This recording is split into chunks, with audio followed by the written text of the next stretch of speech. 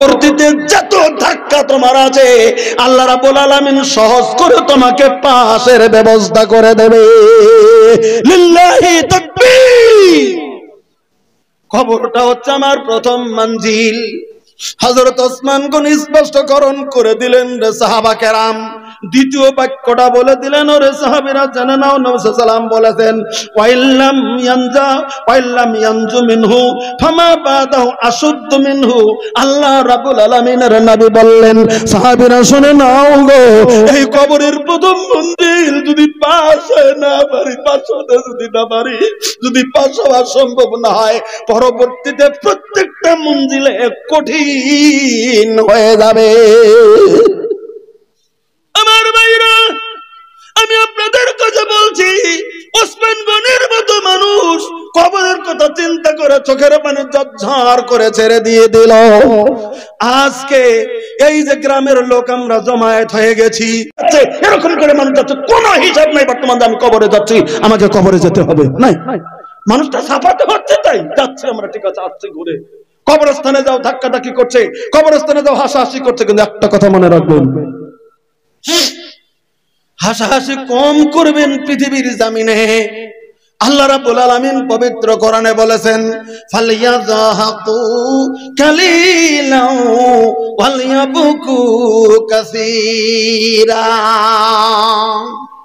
আল্লাহ রাব্বুল আলামিন বলে দিলেন, পৃথিবীর মানুষরা পৃথিবীর জমিনের ভিতরে কম কম করে হাসো, বেশি বেশি করে কান্না করো।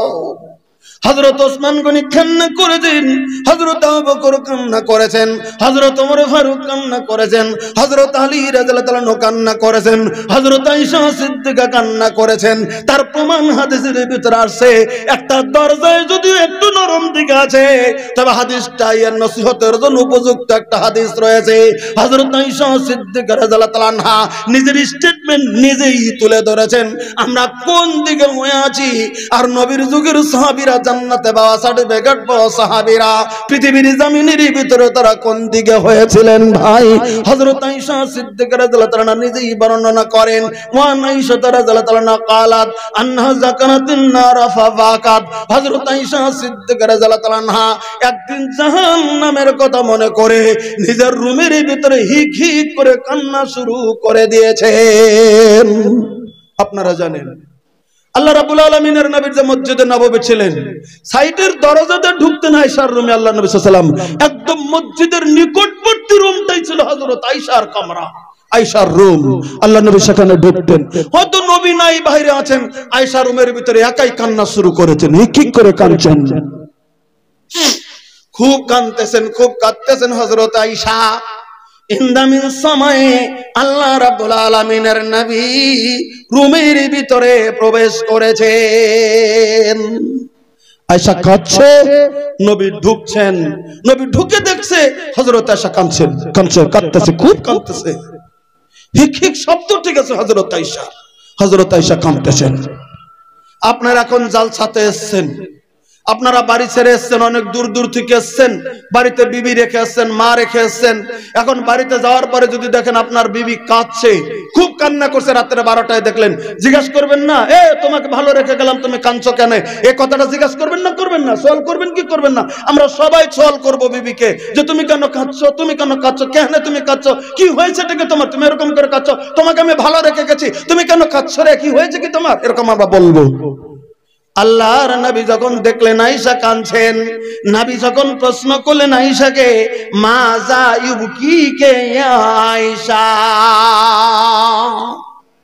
আয়েশা এই বিবি, কি হয়েছে তোমার, কেন তুমি কান্না করছো, কি হয়েছেটা কি তোমার, কোনো অসুবিধা হয়েছে, তোমাকে কেউ গাল পেরেছে, তুমি কোনো দুঃখ পেয়েছো, তোমার কোনো অসুবিধা হচ্ছে, তুমি কাঁদছো কেন, কি হয়েছেটা কি তোমার?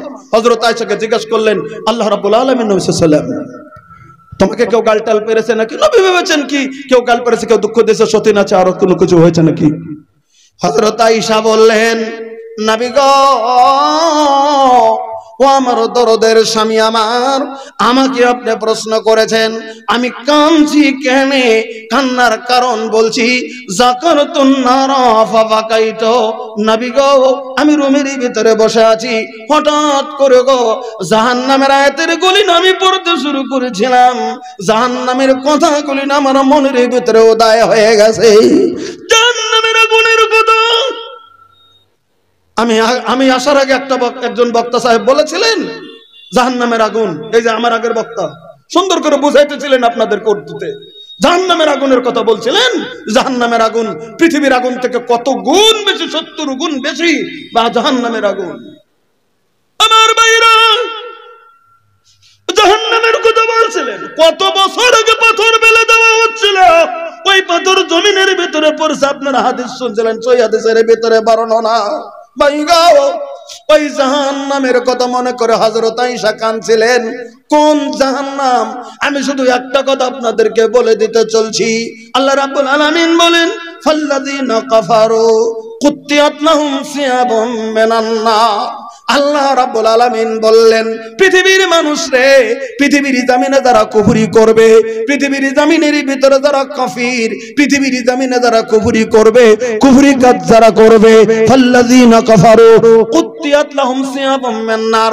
আল্লাহ রাব্বুল আলামিন বললেন তাদের জন্য আগুনের শোলা, আগুনের আংরা, আগুনের যেটা ভাপ ওঠে, শোলা যেটা উঠে যায়, আপনারা বুঝবেন ইট ভাটা যদি কেউ কোনোদিন দেখতে গেছেন, ইটের ভাটায় একটা দিন যেন তাহলে বুঝতে পারবেন।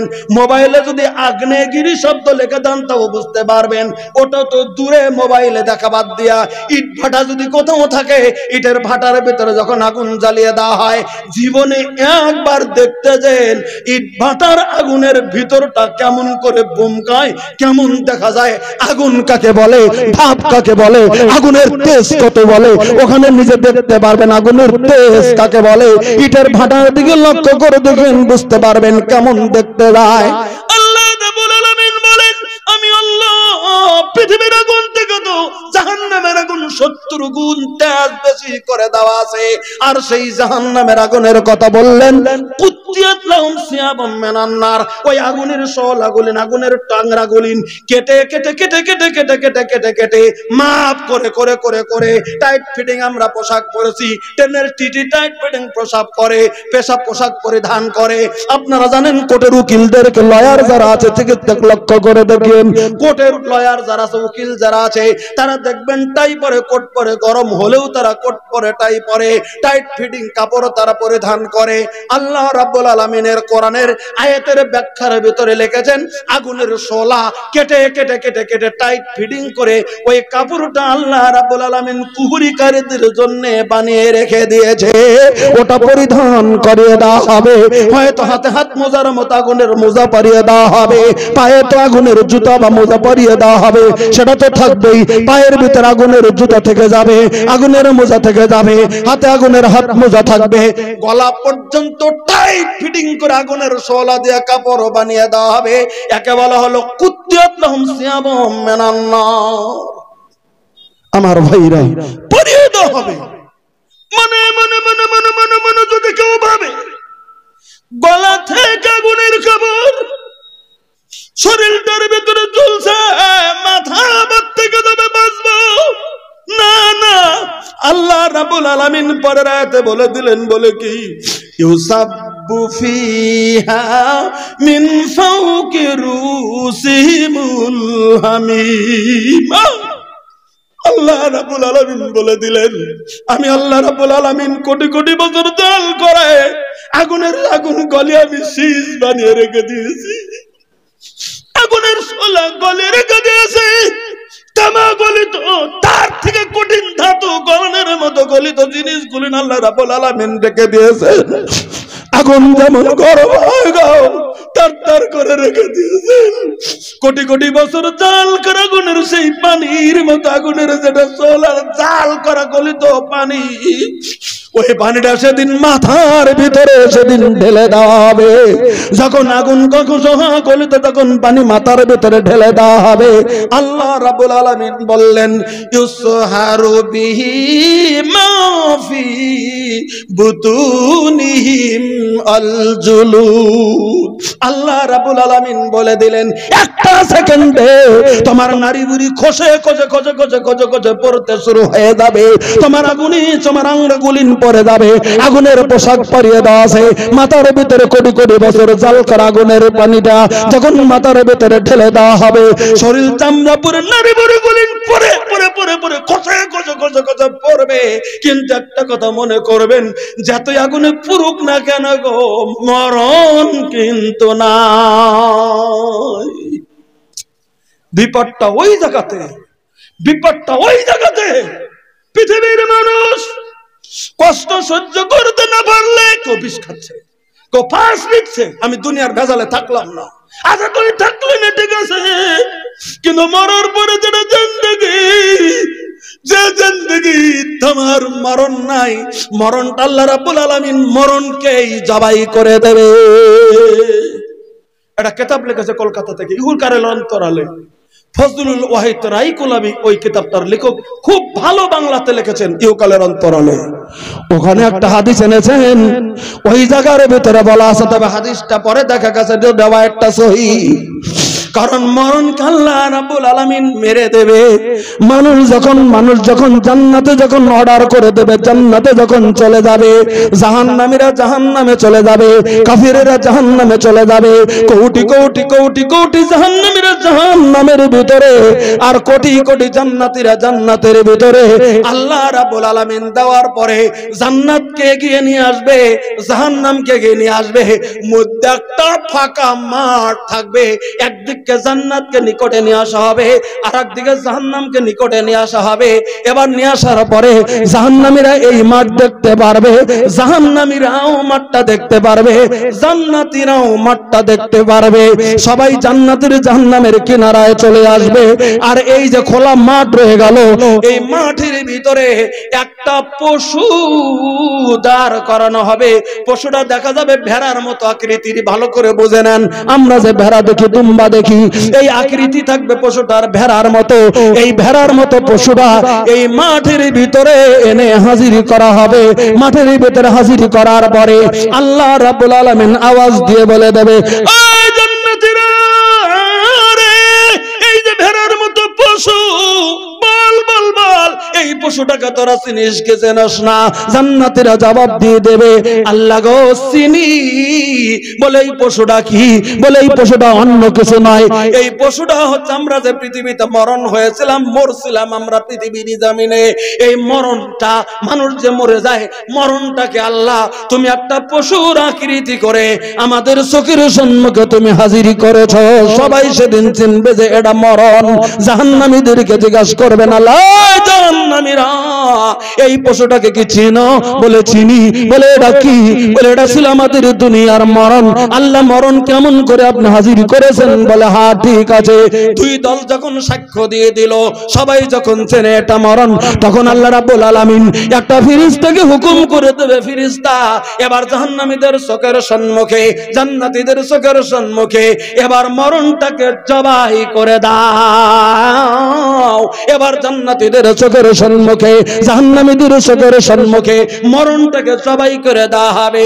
মরণটা যখন মেরে ফেলা হলো, এবার আল্লাহ তাআলা বলে দেবেন, ওরে জান্নাতীরা যা, তোদেরকে জান্নাতে দিয়েছি, খালিদিনা ফিহা আবাদা, চিরস্থায়ীর জন্য তোদেরকে জান্নাতে দিলাম। ওরে জাহান্নামীরা তোরা শুনে নি, তোরা জাহান্নামীরা খালিদিনা ফিহা আবাদা, চিরস্থায়ীর জন্য তোদেরকে তো দিয়ে দিয়েছি, যা যা তোরা জাহান্নামে থাকবি, তোদের কোনোদিন মরণ হবে না। ওরে জান্নাতীরা তোদের মরণ হবে না, রে জাহান্নামীরা তোদের মরণ হবে না, কারণ মরণটাকেই মেরে ফেলেছি। মরণ নাই রে, মরণ নাই। একটা কথা খুব ভালো করে শুনে নেন, একটা মানুষ যদি যদি পৃথিবীর জমিনে মরতে যদি শুরু করে দেয়, কত কঠিন অবস্থা। এমন একটা দিন আসে ভাই আমার, একটা রোগী যদি পৃথিবীর জমিনে প্রথম অসুখ হলো, ছেলে মেয়ে দূর করে ডাক্তারের কাছে নিয়ে যায়, দ্বিতীয়বার অসুখ হলো, তারপরে ডাক্তারের কাছে নিয়ে যায়, তৃতীয়বার অসুখ হলো, তারপরে ডাক্তারের কাছে নিয়ে যায়, 10 বার অসুখ হলো, তারপরেও নিয়ে যায়, তারপরে যখন চিরস্থায়ী যখন রোগী হয়ে যায়, বিছানা থেকে উঠতে পারে না, নড়াচড়া করতে পারে না, ওষুধে কাজ করে না, গল গল করে এটা করে ওটা করে, শুধু এমন করে চলে বিছানাগত, যেমন মরেও না বাঁচেও না। তখন কিন্তু সবাই মনে মনে মনে মনে মনে মনে ভাবে এরকম কষ্টে দিকে মরে যাওয়াই ভালো। লোকটার কষ্ট হচ্ছে, তার থেকে মরে যাওয়াই ভালো। ছেলে মেয়ে চাই আমার বাবা মরে গেলেই ভালো, কারণ কষ্ট হচ্ছে। মেয়েরা চাই বাবা মরে যাওয়া ভালো, কষ্ট হচ্ছে, কারণ খুব কষ্ট হচ্ছে, মরে না, জ্ঞানও নাই, কথা বলতে পারে না। মানুষ একটা কথা বলে জানকান্দানি শুরু হয়ে গেছে, মানুষটা ঢেইকের উপর আছে কিন্তু মরে না। ওটাই পৃথিবীর জমিনে খুব কঠিন অবস্থা।